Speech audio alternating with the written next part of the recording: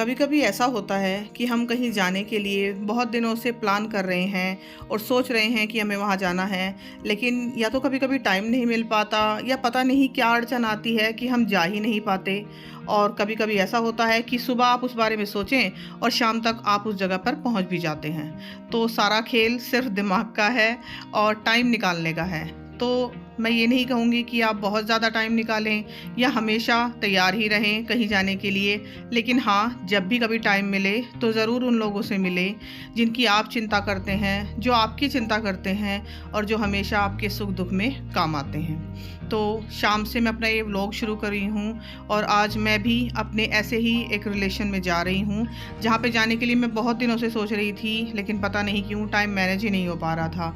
और आज इस तरह से मैनेज हुआ कि दोपहर में 2 बजे मुझे पता लगा और अब शाम के करीब 5 बजे हुए हैं, तो हम जाने के लिए तैयार भी हैं। तो वानी तैयार हो गई है और मैं भी लगभग हाफ तैयार हूँ अभी। बस यहाँ पे एक जोड़ी कपड़े रखे हैं, एक एक जोड़ी सभी के रात में पहनने के लिए। और मैं हुई हूँ इस तरह से तैयार। तो हम जा रहे हैं अपनी नंद के यहाँ, मेरे हस्बैंड के जो मामा की बेटी हैं उनके यहाँ। एक्चुअली उनकी सास बीमार हैं, बीमार तो खैर वो काफ़ी टाइम से हैं, तो उनसे मिलने भी हमें जाना था। और लास्ट टाइम जब मैंने व्लॉग शेयर किया था आप लोगों के साथ, मार्च में एक वेडिंग व्लॉग मैंने शेयर किया था, तो उसमें मतलब वो उन्हीं की नंद की शादी, मेरी नंद की नंद की शादी थी। तो जिनकी शादी थी वो भी अभी आई हुई हैं अपने मायके और मेरी नंद भी वहीं पे है, तो उनसे भी मैं मिल लूँगी।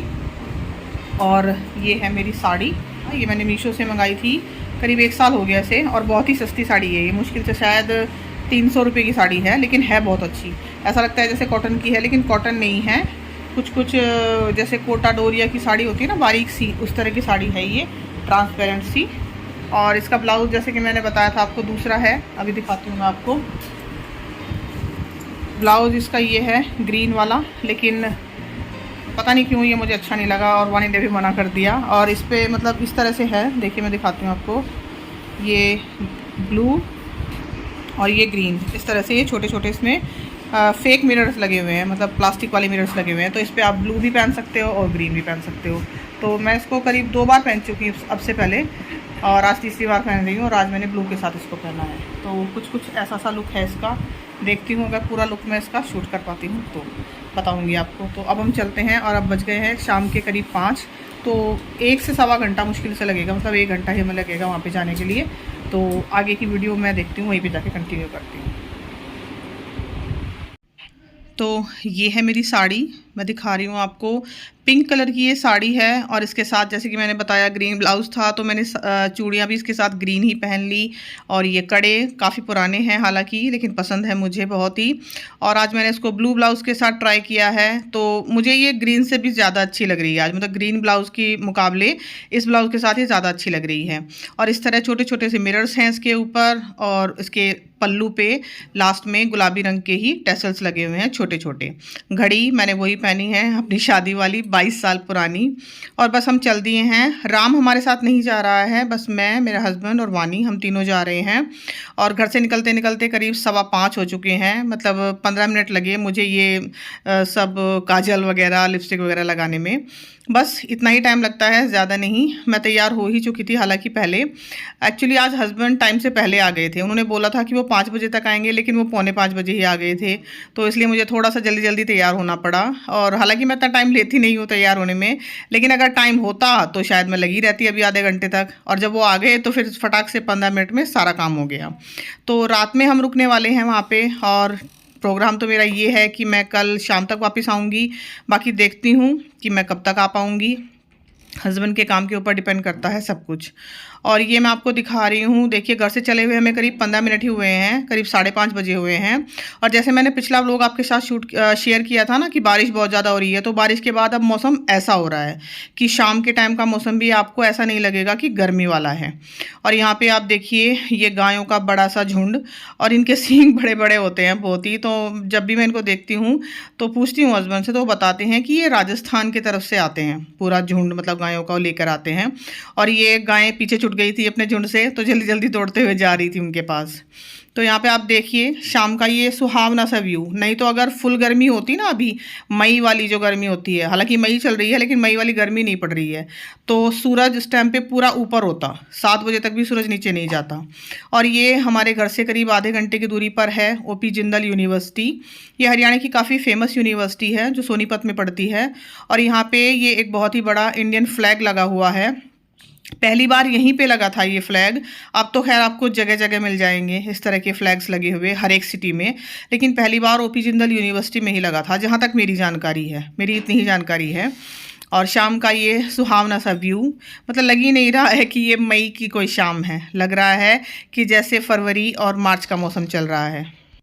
लेकिन कुछ भी कहो, जो बारिश हुई है ना अभी पिछले दिनों, हालांकि उसने किसानों का तो बहुत ज़्यादा नुकसान किया है, लेकिन मौसम बहुत सुहावना कर दिया है। अब पता नहीं क्या देखें, कि किसानों का नुकसान देखें या मौसम का सुहावनापन देखें, पता नहीं। लेकिन हाँ, थोड़े ही दिनों में अच्छी खासी गर्मी होने वाली है, ये भी मुझे पता है। अब यहाँ से टर्न लेकर हमें जाना है बहालगढ़ की तरफ। बहालगढ़ चौक पड़ता है जो, वो हरियाणा में पड़ता है, लेकिन वहाँ से फिर यूपी के लिए रास्ता निकलता है। तो हस्बैंड ड्राइव कर रहे हैं और यहाँ पे मैं मतलब फोकस किस चीज़ पे कर रही हूँ, यहाँ पे मैं फोकस कर रही हूँ स्टेयरिंग व्हील पे। तो बड़ा अच्छा लगता है मुझे जब उसको 360 डिग्री रोटेट कर दिया जाता है ना पूरा, तो ड्राइविंग का बड़ा सबसे मतलब कहते हैं ना बेस्ट पार्ट मुझे लगता है। हालांकि मुझे ड्राइविंग आती नहीं है, 2 बार कोशिश भी की सीखने की, लेकिन सीख नहीं पाई। और यहाँ पे मैं दिखा रही हूँ आपको स्पीड, मतलब 80 से ऊपर कभी भी नहीं जाएगी स्पीड। वो हमेशा 70 तक ही अपनी स्पीड मतलब रिजर्व रखते हैं, 70 या 80 बस मैक्सिमम, इतना ही। रोड चाहे कितना भी अच्छा हो। और यहाँ पे आप रोड की हालत देख ही रहे हो, हरियाणा के आसपास के रोड बहुत ही बेहतरीन बन गए हैं पिछले करीब 3-4 सालों में। वरना इन रोड्स की हालत पहले इतनी ख़राब थी कि जहाँ पे हम जा रहे हैं ना, वहाँ जाने में अभी हमें 1 घंटा लग रहा है, और वहाँ पर जाने में हमें कभी कभी 2 से ढाई घंटे भी लग जाते थे। इतना बेकार रोड की हालत, मतलब इतनी बेकार रोड की हालत थी उस टाइम पे। और यहाँ से मुड़कर हम जा रहे हैं अब बहालगढ़ चौक की तरफ। और ये है नेशनल हाईवे नंबर 1 NH1। ये 4 लेन का हाईवे है। यहाँ पे 2 लेन आने के लिए और 2 लेन जाने के लिए इस तरह से बनी हुई हैं। और हाईवे पर भी मैं आपको दिखाऊंगी कि हस्बैंड जो स्पीड रखते हैं बहुत ही लिमिट में रखते हैं, क्योंकि अगर हम लिमिट में स्पीड नहीं रखेंगे और मान लीजिए सामने वाला ओवर लिमिट चल रहा है, तो कम से कम हमें संभलने का मौका तो मिल ही जाएगा ना। तो ड्राइविंग करते हुए ये कुछ सेफ्टी पॉइंट्स हैं जो हम सभी को ध्यान रखने चाहिए, चाहे हम गाड़ी चला रहे हों, चाहे हम बाइक चला रहे हों, या फिर हम कोई भी व्हीकल चला रहे हों। और ये है बहालगढ़ चौक। यहाँ से एक रास्ता यूपी की तरफ, एक रास्ता दिल्ली की तरफ और एक रास्ता हरियाणा की तरफ जाता है। और यहाँ पे ये बहालगढ़ पर छोटा सा मार्केट भी है, मतलब सब्ज़ी वगैरह और भी बहुत सी चीज़ें यहाँ पे मिलती हैं।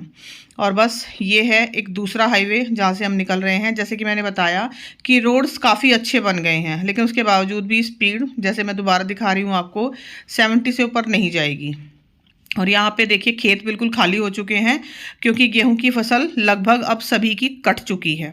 90% 90 to 95% गेहूं की फसल अब घर जा चुकी है सबके कट के, और अब दूसरी फसल बोने की तैयारी चल रही है। तो यहाँ पे मैंने अभी दिखाया आपको बोर्ड बागपत और बड़ौत के लिए। तो आगे से एक रोड पड़ेगा, जहाँ से आप बड़ौत या बागपत जहाँ आपको जाना है उस हिसाब से चले जाइए। और यहाँ पे मेरी और वानी की बहुत सारी बातें चल रही हैं। हस्बैंड ड्राइव करते हुए हमारी बातें सुनते लेते हैं, लेकिन वो हमारी बातों में ज़्यादा इन्वॉल्व नहीं होते, क्योंकि वो कहते हैं कि फिर ड्राइव करते वक्त दिमाग इधर उधर भटकता है। तो वो थोड़ा सेफली ड्राइव करने में विश्वास करते हैं, और सभी को ऐसे ही करना चाहिए। तो बातों का कोटा मैं और वानी पूरा कर लेते हैं। तो यहाँ पे वानी अपने खूब सारे लाड दिखाती हुई बातें भी कर रही है और खूब सारे लाड भी दिखा रही है। तो मुझे कभी भी बोर फील नहीं होता इसमें, मतलब गाड़ी में बैठ के, कि हस्बैंड बात नहीं कर रहे हैं। तो वानी हमेशा मेरे साथ बातें करती रहती है। और यहाँ पे अब हम पहुँच गए हैं यमुना जी के पुल पर। ये बीच में यमुना नदी पड़ती है, और यहाँ से आगे फिर यूपी का बॉर्डर शुरू हो जाता है। और यहाँ पे आने के बाद हस्बैंड का एक रटा रटाया डायलॉग होता है, आते वक्त भी जाते वक्त भी। वो हमेशा बोलेंगे कि बोलो यमुना मैया की, और हम सब बोलते हैं जय। तो चाहे कैसा भी माहौल हो, मतलब हम खुश हों या दुखी हों, जो भी हों, वो ये वाला डायलॉग ज़रूर बोलेंगे, और फिर इसके बाद हम सबकी हंसी छुटती ही छुटती है। तो यहाँ पे है ये यमुना जी। हालांकि बहुत चौड़ी नदी थी ये पहले, अब तो बहुत ही बारीक सी रह गई है, लेकिन इसके आसपास का इलाका जो है वो बहुत ही उपजाऊ है। वहाँ पे बहुत अच्छी फसल और बहुत अच्छे फल भी उगते हैं। और यहाँ से शुरू होता है जी यूपी का बॉर्डर। जस्ट यमुना जी को पार करते हुए ही पार करते ही यूपी शुरू हो जाती है यहाँ से। तो ये यूपी और हरियाणा का बॉर्डर पड़ता है। और यहाँ से आगे चल के वो टी पॉइंट पड़ेगा जिसकी मैं बात कर रही थी, जिसको हम लोग बोलते हैं गौरीपुर मोड़। तो गौरीपुर मोड़ से लेफ्ट हैंड साइड पे जब हम जाएंगे तो बड़ौद की तरफ चले जाएंगे, और राइट हैंड साइड पे जब हम जाएंगे तो बागपत और मेरठ की तरफ जाएंगे। लेकिन हमें बड़ौद जाना है तो इसलिए हम लेफ़्ट मुड़ेंगे यहाँ से। और यहाँ से बड़ौद मुश्किल से शायद 20 से 25 मिनट की दूरी पे पड़ता है, वो भी इस रोड की बदौलत कि रोड इतना अच्छा बन गया है। ये रोड भी पहले इस हद तक ख़राब था कि जाने से पहले 10 बार सोचना पड़ता था। नहीं तो गौरीपुर मोड़ से अभी हम बड़ौद जाएंगे, मुश्किल से 20 से 25 मिनट हमें लगेंगे, और पहले इसी रोड को पार करने में करीब 1 घंटा लग जाता था। और ये वाला रोड है शामली सहारनपुर वाला रोड, जो लोग इधर के होंगे जानते होंगे। और अब आ गया है जी बड़ौद। बोर्ड आपने देखा, ये बड़ौद की एंट्री है, यहाँ से बड़ौद का एंट्री पॉइंट है। और अभी मैं आपको टाइम दिखाती हूँ, देखिए करीब 6:20, हाँ 6:20 हुए हैं, और हम सही 5:15 बजे घर से निकले थे, यानी कि 1 घंटा 5 मिनट हुए हमें और हम पहुंच गए हैं। बस 10 मिनट और लगेंगे मुझे मेरी नंद के घर तक जाने में। कुछ फ्रूट्स वगैरह लूँगी उसमें ही, ज़्यादा नहीं। और देखिए जैसे मैं बता रही थी कि फ्लैग्स जगह जगह लगे हुए हैं, यहाँ पे भी एक लगा हुआ है फ्लैग, और ये आई लव बड़ौद करके यहाँ पे हर सिटी में लगभग ये इस तरह के बैनर्स अब आपको मिल ही जाएंगे, आई लव माई सिटी करके, या I love Shimla, I love Delhi करके। और हम पहुंच गए हैं यहाँ पे है मेरी नंद मोनिका, मतलब इसका नाम प्रियंका है लेकिन घर में मोनिका बोलते हैं तो इसलिए मैं मोनिका ही बोलती हूँ। ये अपनी सास को दवाई दे रही थी जिस वक्त हम पहुँचे थे, और इसकी बेटियां भी यहीं पे बैठी हुई हैं, वानी, हम सब ने यहीं पे बैठे पहले जाकर, चाय वगैरह भी हमने यहीं पर पी। तो ज़्यादा शूट मैंने यहाँ पे नहीं किया क्योंकि मुझे ठीक नहीं लगा शूट करना। और ये है मोनिका मेरी नंद। हालांकि आप पहले भी वेडिंग व्लॉग में इसको देख चुके हैं, लेकिन मैंने फिर से इसकी पिक्चर इंसर्ट कर दी। और ये हैं इनकी सास, जो अब हालत इनकी ठीक नहीं है लेकिन बड़ी ही सुंदर हैं ये। और ये देखिए कितनी प्यारी, लेकिन अभी इनकी हालत वाकई में ख़राब है। कहते हैं ना कि बीमारी अच्छे से अच्छे इंसान को ख़राब कर देती है, तो वही इनके साथ हो रहा है।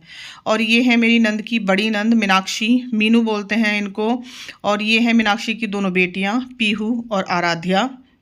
तो इनके पास 2 बेटियां हैं, और छोटे वाली नंद की अभी शादी हुई है, जिसका मैंने वेडिंग व्लॉग शेयर किया था आप लोगों के साथ। उसका मैं लिंक डाल दूंगी डिस्क्रिप्शन बॉक्स में, आप लोग देख लीजिएगा। और यहाँ पे है ये बच्चा पार्टी उस सारे सामान का पोस्टमार्टम करते हुए जो हम लेके आए थे बच्चों के लिए। तो वो पूरी कोशिश कर रही है कि ये चिप्स का पैकेट उससे खुल जाए, लेकिन खुल नहीं रहा था, तो मैंने थोड़ी सी हेल्प कर दी। और इसके लिए उसने इनाम के तौर पे मुझे एक चिप्स दी भी थी। सबसे पहले वानी को दी थी और फिर मुझे दी थी। तो ये सबसे अच्छी बात होती है बच्चों की कि वो बांट कर चीज़ों को खाते हैं, और ये सारी चीज़ें घर के बड़े ही उन्हें सिखाते हैं। तो जब भी आप बच्चों में इस तरह की आदतें देखो तो सोचो कि उनके बड़ों ने उनको कितना अच्छा सिखाया है। और यहाँ पे इनकी ये दुकान है, हार्डवेयर की दुकान है, मैं दिखा रही हूँ आपको। इस तरह से सामने एंट्री पॉइंट था, और ये एक सामने कमरा जहाँ पे मौसी जी रहती हैं, क्योंकि अब उनसे ऊपर जीने में चढ़ा नहीं जाता। और अब मैं ऊपर आई हूँ तो ये दोनों ननंद भाभी लगी हुई हैं हमारी खातिरदारी की तैयारी में, चाय पानी वगैरह बना रही हैं, या शायद खाना बना रही हैं, हाँ खाना बना रही हैं। और यहाँ पे हैं कुछ कपड़े, ये दिखा रही थी मुझे टीनू, कुछ साड़ियाँ हैं, क्योंकि उसको भी 1-2 दिन बाद ससुराल जाना ही है। मतलब जब मैं गई थी ना तो उसकी ससुराल जाने की तैयारी ही चल रही थी, तो वो अपने कपड़े वगैरह दिखा रही थी मेरे को, साड़ियाँ। और यहाँ पे वो हमारे लिए रायता बना रही थी, स्पेशल वाला पुदीना और धनिया वाला। और बार बार ये मिक्सर जार उसको परेशान किया जा रहा था, मतलब मिक्सी बार बार ख़राब हो जा रही थी। और यहाँ पे देखिए टीनू का बैग तैयार रखा हुआ है। तो शादी के बाद ये ही सबसे बड़ी, जिसको कहते हैं ना, हकीकत होती है कि लड़कियाँ आती ज़रूर हैं अपने मायके, लेकिन उनका बैग हर वक्त रेडी रखा रहता है कि पता नहीं 2 दिन या 4 दिन कब जाना पड़ जाए। और ये सारी कलाकारी टीनू की ही की हुई है। ये जो कार्टून्स आप देख रहे हैं ना, ये सब टीनू ने ही बनाए हैं। पिछले से पिछले साल शायद पेंट वगैरह हुआ था घर में, तो उसके बाद उसने ही ये सब कुछ बनाया था। तो कारीगर तो बहुत अच्छी है भाई वो। और ये मेरे नंद और नंदोई की तस्वीर, उनकी शादी की 2015 की, 26 जनवरी 2015 में उनकी शादी हुई थी। और यहाँ पे टीनू वापस से अपने बैग में अपने सारा सामान समेटती हुई। उसकी ये पर्पल कलर की साड़ी मुझे बड़ी पसंद आई थी, मतलब बहुत ही अच्छी मुझे लगी, एक यूनिक सी साड़ी। और वो अपना बेचारी बैग लगाने में लगी हुई है, क्योंकि जब हम गए थे उसके 1 या 2 दिन बाद उसको भी जाना था ससुराल, तो बस वो यही सब समेटने में लगी हुई थी। और उसके बाद उसने खाना बनाने में मोनिका की मदद भी की, जैसे कि मैंने बताया कि उसने स्पेशल वाला रायता बनाया था हमारे लिए। और वो खुद ही अपने कपड़ों की स्टिच करती है, मतलब खुद ही अपने कपड़ों की स्टिचिंग करती है। यहाँ पे वो दिखा रही थी ब्लाउज़ के डिज़ाइंस मुझे, जो जो उसने बनाए हुए हैं, और बहुत ही अच्छी स्टिचिंग करती है वो। तो हालाँकि कह रही थी कि अब स्टिचिंग करने में आलस आता है, क्योंकि कहते हैं ना कि जब शौक होता है नया-नया तब तो अच्छा लगता है, लेकिन जब वो करना पड़ जाता है तो तब फिर कभी-कभी आलस आ जाता है। लेकिन फिर भी अपने सारे कपड़ों की स्टिचिंग वो खुद ही करती है, अपने भी और बाकी सबकी भी वो खुद ही करती है स्टिचिंग। और इस वाली साड़ी की मैं बात कर रही थी, पर्पल साड़ी की, कि मुझे ये बहुत ही ज़्यादा पसंद आई थी। देखती हूँ कभी मुझे भी अगर ऐसी कोई कलर में और इस तरह के कॉम्बिनेशन में साड़ी मिलेगी तो ज़रूर लूँगी। और ये हो गया टीनू का बैग तैयार, और वो फिर चली गई मोनिका की मदद करने के लिए। और मैं यहाँ पे दोनों बेटियों के साथ बैठी हुई हूँ। ये है बड़े वाली अन्नू, अनुप्रिया नाम है इसका, और ये है छोटे वाली विशु, वैष्णवी नाम है इसका। और बड़े वाली जितनी सीधी शांत है, छोटे वाली उतनी ही तेज़ तर्रार है। मतलब तेज़ तर्रार से बोलना चाहिए कि मतलब बिल्कुल नाक पे मक्खी नहीं बैठने देती। तो होता है ना, 2 बहनें या 2 भाई हों जिनमें से एक दूसरे नेचर का होगा और दूसरे वाला दूसरे नेचर का होगा, तो इसी तरह से है। बड़े वाली ऐसी है कि उसको कोई पीट दे तो वो शायद पीट के घर आ जाए, और छोटे वाली ऐसी है कि उसको कोई पीट दे तो मजाल है कि वो उसे बिना पीटे घर आ जाए। तो यहाँ पे मैं दोनों से बातें ही कर रही हूँ, और हम क्या बातें कर रहे हैं ये आपको आगे की क्लिप में सुनाई देगा। बड़ी ही फनी सी कन्वर्सेशन है। खाट होता है वो। कहाँ पे विशु? खाट पे। खाट पे। खाट पे। खाट पे। खाट पे। खाट पे। खाट। कहाँ पे सोई जानी? खाट। खाट पे। लड्डू। और आप कहाँ सोगे? ये भी लड्डू है छोटी सी। मामी, हाँ बेटा। आप बेड पे सोगे, सोफे पे सोगे या फिर खाट पे सोगे? खाट पे। और विशु कहाँ सोएगी? खाट पे। खाट पे। और जब तक मैं इन दोनों के साथ बिजी थी तब तक खाना भी तैयार हो गया था। और यहाँ पे है विशु, वो खीरा खा रही है। उसको खीरा खाने का बहुत ज़्यादा शौक है। जब तक खाना आएगा ना तब तक वो खीरे की आधी प्लेट ख़त्म कर चुकी होगी। और यहाँ पे है हमारा खाना। दाल मखनी बनाई थी मोनिका के लिए, और ये स्पेशल सा रायता जो टीनू ने बनाया था, नान बनाए थे उसने, और ये इतनी सारी हरी मिर्चें जो आप देख रहे हो ना, ये मोनिका खाने वाली है, मैं नहीं।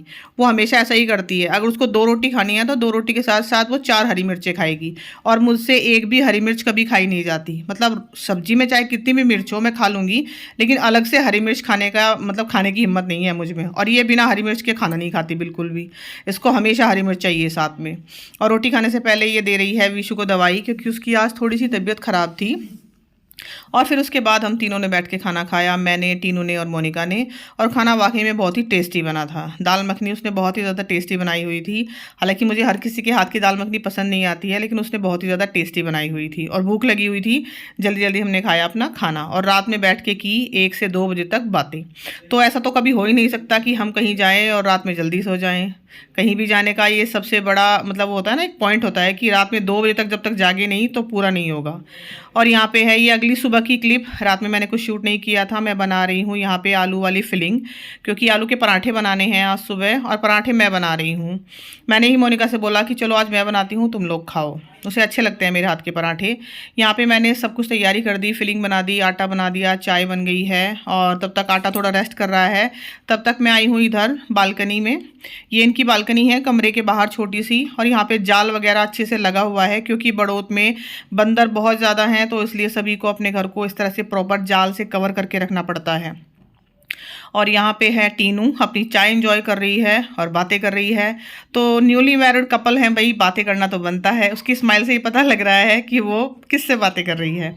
और अब मैं आ गई हूँ दोबारा से किचन की तरफ। यहाँ पे मैं जाते जाते दिखा रही हूँ आपको, देखिए ये जीना नीचे से यहाँ पे, फिर ऊपर से इस तरह से सेकंड फ्लोर के लिए इसी तरह से 3rd फ्लोर बना हुआ है वहाँ पे भी। तो इस तरह से कुछ मतलब घर की बनावट है। और यहाँ पे देखिए जुगाड़, सिलेंडर के ऊपर ही घड़ा रखा हुआ है, स्टैंड ना भी हो तो भी काम चल जाएगा।